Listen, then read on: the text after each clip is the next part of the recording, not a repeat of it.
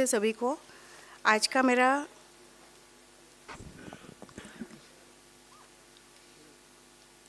मेरा जो केस है वो brain haemorrhage, brain stroke and paralysis. तो आज डॉक्टर रेड्डी जी ने मेरा काम बहुत आसान कर दिया, बहुत सब कुछ जो समझाना था वो बहुत अच्छी तरह समझा दिया। तो मुझे सिर्फ केस का ही हिस्ट्री बताना है मुझे। तो मेरी पेशेंट है वृषाली मांडके, पिंपरी से, 73 इयर्स की है।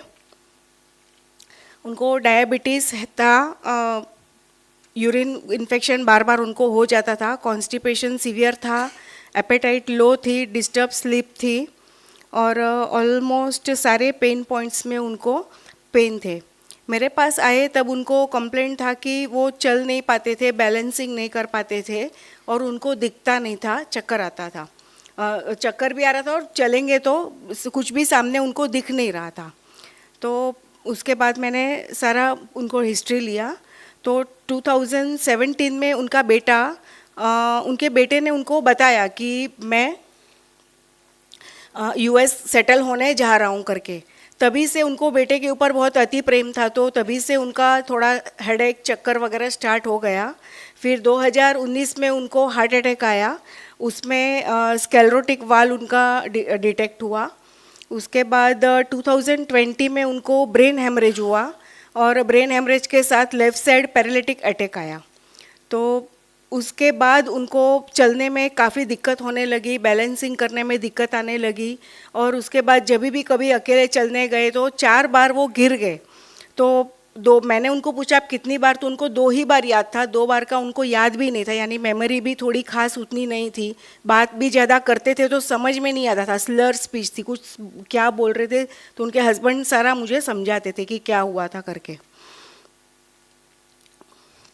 और डॉक्टरों ने उनको बोल दिया था कि अभी आपकी जो भी कंडीशन है वही कंडीशन के साथ आपको जीना है, आपका अभी कुछ नहीं हो सकता है, ना आपकी आईसाइट वापस आएगी, ना आपका बैलेंसिंग प्रॉपर होगा, क्योंकि उनका एमआरआई और उसी वजह से वो कम्प्लीटली अपने हस्बैंड के ऊपर डिपेंडेंट हो गई कि घर वालों ने भी फिर संभालना चालू किया कि बार बार गिरेगी तो और तकलीफ होगा, तो एक भी सेकंड के लिए उनको अकेला वो लोग नहीं छोड़ते थे।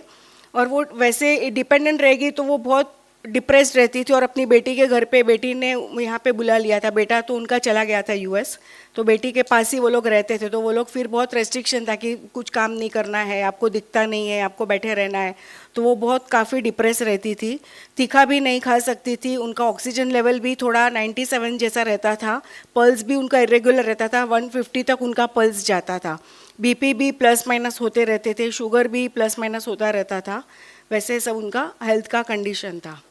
अभी ब्रेन हेमरेज क्या होता है तो वो हम लोग को डॉक्टर रेड्डी ने बराबर अच्छे से समझाया।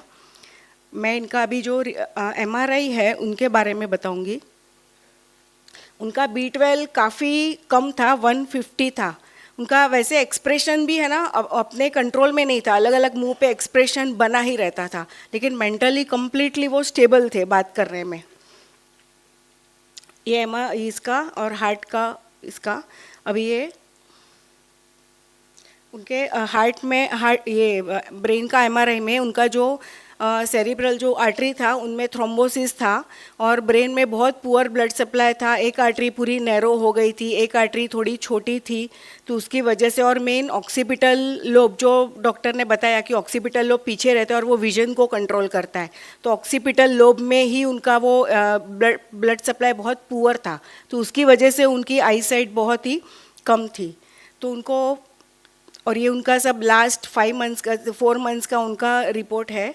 रिपोर्ट बोले तो वो लोग घर पे ही चेक करते थे ऑक्सीजन वगैरह, oxygen, pulse, weight, BP, sugar.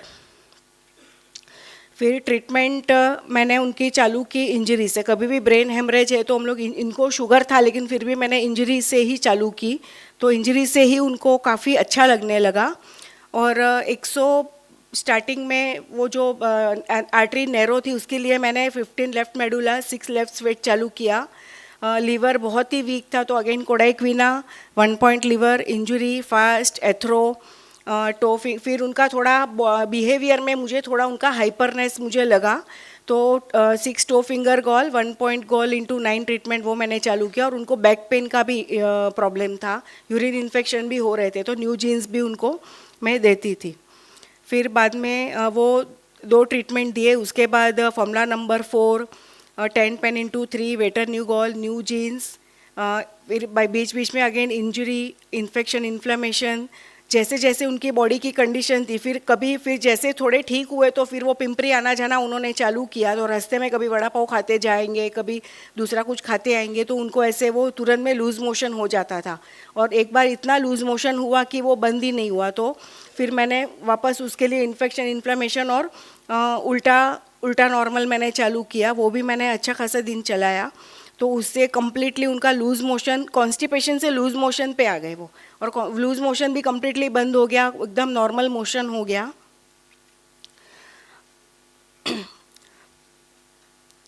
कोडैक्विना injury, a heparin, fast treatment, वेटर न्यूगॉल, इन्फेक्ट, और एक मैंने ऐड किया था उसमें 12 मेडुला, 8 मेडुला और 2 मेडुला। थोड़े दिन के बाद मैंने उनसे जब बात की तभी मेरे को आइडिया आया कि वो बेटे के जाने की शॉक की वजह से ये सब उनका प्रॉब्लम आया है।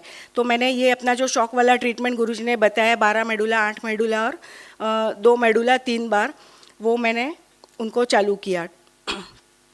एथरो, फिर 6 टो फिंगर गॉल, 1 पॉइंट गॉल इंटू 9, फॉर्मूला नंबर 4। उनके पेन में बहुत ज़्यादा पेन था, तो पेन का दर्द निकालने के लिए और आई साइट के लिए भी वो बहुत हेल्प करता है। टीटी हेपरिन 10 पेन इंटू 3, वो भी इंसुलिन आई साइट के लिए। न्यू जीन्स 125 DCC। फिर B12 का भी मैंने चालू ही रखा था, नहीं तो लास्ट में विटामिन फॉर्मेशन तो दे ही देती थी। 3 गॉल, 7 लीवर, 8 लेफ्ट पार्कू। फिर लूज मोशन के लिए उल्टा नॉर्मल दिया था। फिर 2 मेडुला इंटू 6 गाबा और आईसाइट के लिए, वो भी उनको 6 टाइम्स में रेगुलर देती थी। तो ट्रीटमेंट के पहले उनको जो चलने में डिफ़िकल्टी थी वो उनकी कम्प्लीटली बैलेंस मेंटेन करने लग गए।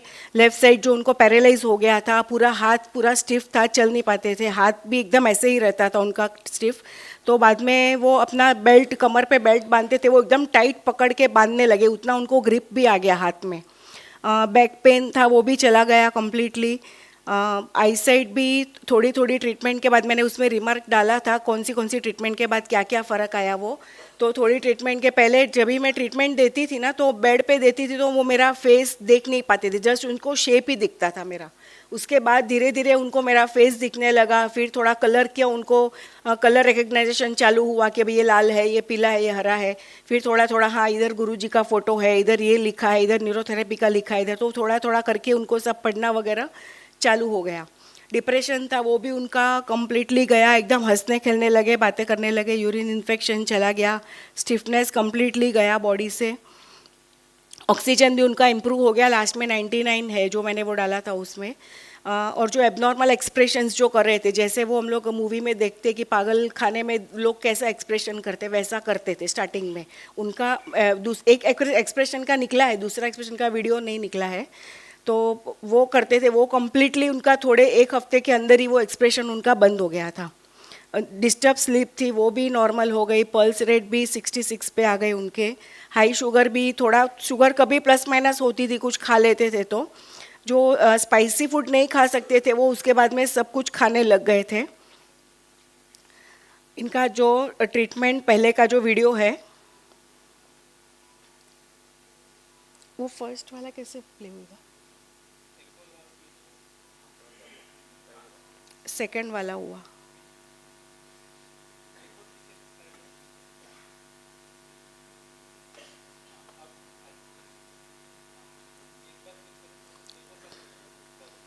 सेकंड वाला ही हुआ, नहीं वो फर्स्ट में, अच्छा ओके, दोनों भी हो रहा है। फर्स्ट में सोए तो उनका एक्सप्रेशन देखना, और उनका जो हाइपरनेस है, बार बार खड़े होके देखना, उनकी आई बॉल कंटिन्यूस घूम रही है क्योंकि उनको दिख नहीं रहा है प्रॉपरली। और उनका हाथ भी देखो एकदम ऐसे स्टिफ, उंगलियां भी स्टिफ रखी है। और सेकंड में जब भी वो फर्स्ट डे ट्रीटमेंट लेके जा रहे थे तो उनकी बेटी उनके पीछे पीछे ही जा रही कि कहीं गिर ना जाए मेरी मम्मी। ये कुछ ट्रीटमेंट के बाद, थोड़ी ट्रीटमेंट ली उनके बाद का ये वीडियो है। खुद ही उन्होंने बेल्ट बांधा है और एकदम खुश होके जा रहे हैं विदाउट एनी सपोर्ट। मीन्स काठी ली है लेकिन वो हस्बैंड का हाथ पकड़ने का उनको ज़रूरत नहीं लगा।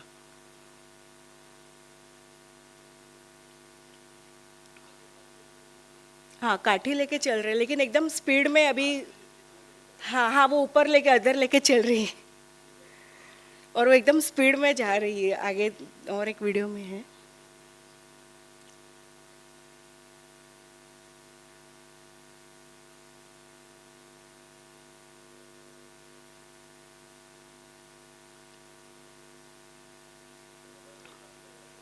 अभी ये खुद खाना पका रही है।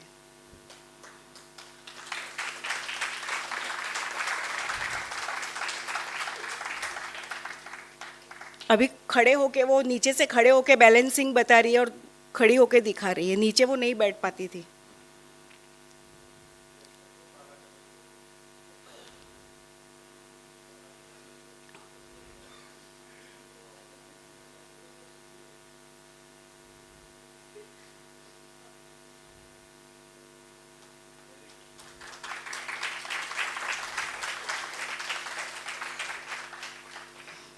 अब ये दोनों हाथ में कप लेके चल रही है विदाउट काठी।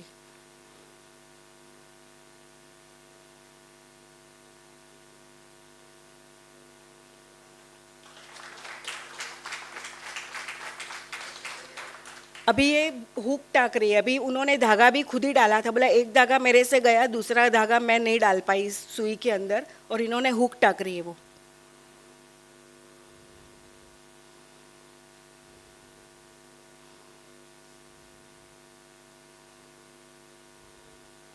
क्योंकि हुक के लिए बहुत बारीक नज़र चाहिए डाल करने के लिए। और लास्ट में इन्होंने साड़ी भी खुद ही डाली थी। अभी साड़ी पहनने के लिए भी खड़ा रहना पड़ता है और वो बैलेंसिंग, उसमें प्रॉपर बैलेंसिंग चाहिए। वो शादी में गए थे पिंपरी में, तो वहाँ पे कोई हेल्पर नहीं थी उनकी, उन्होंने खुद साड़ी पहन के खुद ही वो रेडी हुए थे। तो बहुत खुश है। और यही उनका फीडबैक वीडियो है पूरा जो रिटर्न है। वो एमआरआई के लिए रेडी नहीं हुए, लेकिन जो अभी दिख रहा है तो लगता है कि सारा क्लियर हो गया होगा। और 112 ट्रीटमेंट उन्होंने ली कंप्लीट। 60 ट्रीटमेंट में उनको कंप्लीटली दिखना हो गया था, कंप्लीटली देख सकते थे, पढ़ सकते थे। Thank you.